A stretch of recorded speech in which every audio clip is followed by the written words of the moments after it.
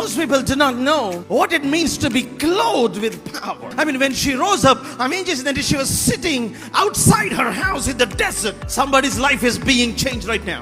ఈ రోజు నుంచి మీరు కిచెన్ లో ఉన్న తల్లులు కాదు, మీరు రాజులను కనే తల్లులు. మీ వలన 40,000 మందిలో ఒక్కడి కూడా ఈట గాని కేడము గాని లేని పరిస్థితిని మార్చడానికి దేవుడు మిమ్మల్ని ఆయన నిర్ణయించాడు. You shall be the king makers of this generation. You shall put princes and princesses in this generation. You will give to this generation and to this land people that will change history.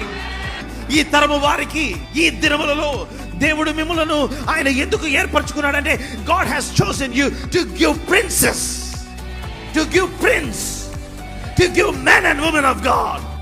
నేను ఈటను ఉపయోగించలేను, కానీ నేను ప్రార్థన చేస్తా ఉంటాను.